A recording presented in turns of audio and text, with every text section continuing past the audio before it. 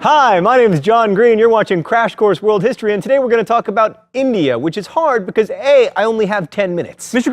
Green, I don't have time for you today, me from the past. B, when we study history, we tend to study unified polities that we can label, like the Roman Empire, or China, or Beliebers. And this emphasis on unity tends to C, lead to labels that mask a lot of historical difference, like for instance Europe, which is such a weird and nebulous word that we don't even know what it means. Plus D, no offense Europe, but there are not many histories more complex than India. And E, a lot of what we know about Indian history comes from British historians who both used and embodied the phrase historical bias. All of which F makes it very unfortunate that we only have 10 minutes, but we will do our best. Okay, we're gonna make this like Voldemort's soul and split it up into 8 parts.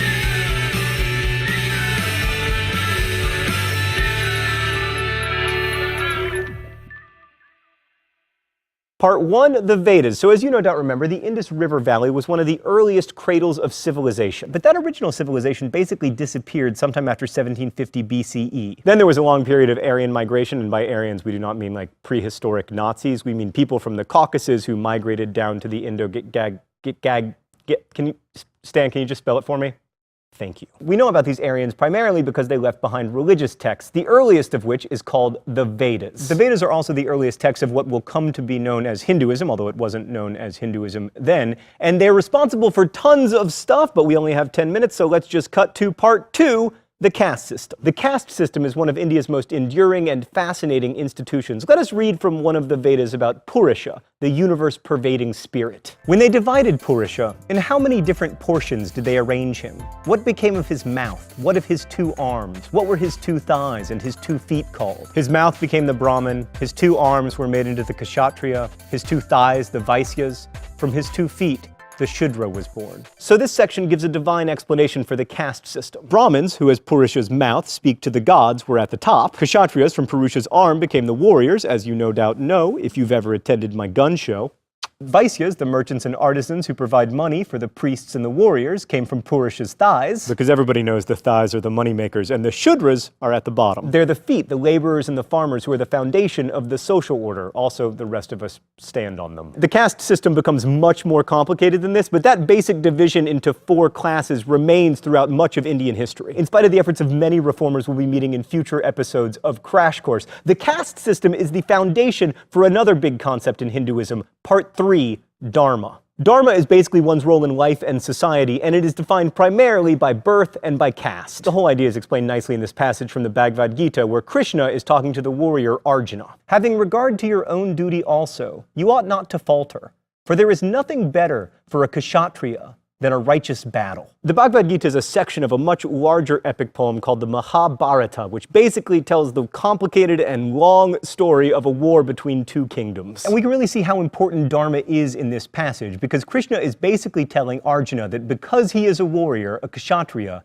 he must fight. Even if he's bad at it, like for instance if he gets killed, it's still preferable to not living his dharma. It's better to be a bad warrior if you're a Kshatriya than to be the world's best baker. Basically, you're better off fulfilling your own dharma poorly than doing someone else's well. That leads us to part 4, samsara, moksha, and karma. There are both personal and social reasons for doing your dharma. Right, the social reason is obvious. Dharma and caste combine for excellent social cohesion. You get the exact right number of bakers and the exact right number of warriors. We could stand to implement this system in the United States, actually, where everyone knows we suffer from a shortage of electrical engineers and a surplus of people who want to be on reality TV shows. That would never happen in ancient India. But say that your dharma is to scoop animal dung your entire life. Why do you keep doing that when you see other lives that at least appear to be far more fulfilling? That leads us to the concept of samsara, or the cycle of rebirth, often called reincarnation. The basic idea is that when you die, your soul is transferred to another living thing as it is being born. And if you fulfill your dharma, things improve and you get reborn into a higher being. You don't have to scoop elephant dung anymore. But the ultimate goal is not to be reborn as a Brahmin. The ultimate goal is to be released from the merry-go-round altogether.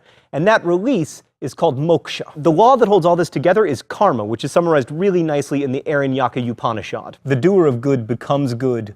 The doer of evil becomes evil. One becomes virtuous by virtuous action. Bad by bad action. The Upanishads, by the way, are later religious texts that began as commentaries on the Vedas, but later became sacred writings in their own right. This is a really great way to organize a social order from top to bottom. Everyone has a role, and because their role has a religious dimension, society stays in balance. But as a religion, Hinduism has a problem, at least if you want to start an empire. Everyone's path to salvation is individual. The original Brahmins tried to set themselves up as political leaders, but Hinduism doesn't really place a premium on worshippers obeying their leaders. And if you are a leader trying to make your subjects listen to you, that's kind of a bummer. Which brings us to part 5. Buddhism. We can't establish this historically, but according to traditional biographies, our story begins in the 6th century BCE. Let's go to the thought bubble. So there was this prince, Siddhartha Gautama, whose father kept him locked away in a palace because a prophecy foretold that the family would lose the kingdom if he ever left. But as house arrests go, this was a good one. Siddhartha had great food, great entertainment, a hot cousin for a wife, etc., but he suspected that there was more to life. So he snuck out of the palace a few times. On these travels, he encountered an old man, a sick man, and finally, a corpse. Having realized the ubiquity of suffering, Siddhartha left the palace, renounced the crown, and sought out the holiest men to try to find how it could be possible that life would come to such a terrible end. Eventually, Gautama became an ascetic, fasting and meditating for days at a time, hoping to find enlightenment. And finally, after meditating for about a month under a tree, it came to him. Nirvana. No, not that one. Yes, that. He finally understood the meaning of life and began teaching it to people who would become his disciples. He had become the Buddha, which means teacher, and he taught the 4 noble truths, which are: 1, all life is suffering. 2, the source of suffering is desire. Not just sexual desire, but all wanting of stuff and prestige. 3, to stop suffering, you must rid yourself of desire. This sounds simple enough, but if you've ever been dumped by someone, you know that it is not that easy to just stop desiring. 4, so how do you do it? By following the Eightfold Path, which, as you may suspect, is a set of 8 prescriptions on how to live that we don't have time to talk about because, oh wait, look, Thought Bubble, you put some learning in our learning so we can learn while we learn. Thanks, Thought Bubble. So as a religion, Buddhism involves a lot of meditating and moderation, and there aren't that many fun rituals, and if you're a Buddhist monk, you don't get to have power like most holy people do. You have to renounce everything, including your hair. And yes, some of them get to be kung fu monks, but only in China, where Buddhism eventually migrated and became a religion with fun rituals and all kinds of great stuff that Siddhartha Gautama probably wouldn't have even recognized. But we're not talking about fun, populist religion, we're talking about old school, ascetic Buddhism. Sure, you might be happy and fulfilled if you follow the Eightfold Path, but from everything we've learned so far, it would appear that humans don't want to be happy and fulfilled, or else they never would have stopped foraging. But Buddhism was very attractive if you were a low-caste Hindu because there was no caste system. In theory, anyone who follows the Eightfold Path and renounces desire can be freed from suffering and achieve nirvana, maybe even in this life, instead of having to get reborn for maybe millennia and knowing that each time there is only a tiny chance that you will end up something awesome like a honey badger. By the way, totally tangential part 6. Did you know the game Chutes and Ladders has its origins in ancient India? They call it snakes and ladders. The ladders are steps forward on the path to moksha, and the snakes take you away from it. Which reminds me, it's time for the open letter. That is very close to my head. Wow. But first, let's see what's in the secret compartment. Oh look, it's a golf club. Must be so I can play disco golf. An open letter to Chutes and Ladders. Dear Chutes and Ladders, this is disco golf. It's a game of skill. My success at disco golf is entirely dependent on whether I am good at disco golf. Now listen, Chutes and Ladders, I remember your game being awesome when I was a kid, but I have a 2-year-old son myself, and I recently bought him Chutes and Ladders, and you know what happened the first time we played? He beat me! Chutes and Ladders, this is a child who regularly refers to helicopters as heliflopters. I don't want to say that he's not my intellectual equal, but I'm potty trained. You know why he beat me? Because there is no skill involved in Chutes and Ladders at all. It is completely random and capricious and arbitrary and cold, just like the universe. I don't want to play games that are like the universe. I want to play games so I can forget what the universe is like. Best wishes, John Green. Okay, part 7, Ashoka. Remember that for most of Indian history, India was not one unified place. It was tons of different principalities and city-states and everything else. But India did experience indigenous political unity twice, first under the Mauryan dynasty in the 3rd century BCE, and then again in the Gupta dynasty from the 300s to the 500 CE, but we're not going to talk about that because it bores me. Right now we're interested in one particular leader from the Mauryan dynasty, Ashoka. Because Ashoka attempted to rule through quasi-Buddhist principles. So Ashoka was initially a warrior who ended up expanding the empire that his grandfather started. And Ashoka experienced this conversion to Buddhism after he saw his own army devastate the kingdom of Kalinga, something I bring up primarily so that I can say kingdom of Kalinga. Stan, is there any way we could write a song about that? Like, Kingdom of Kalinga. Sorry you got destroyed. So Ashoka built stupas. Stupas? Hold on. Stupa.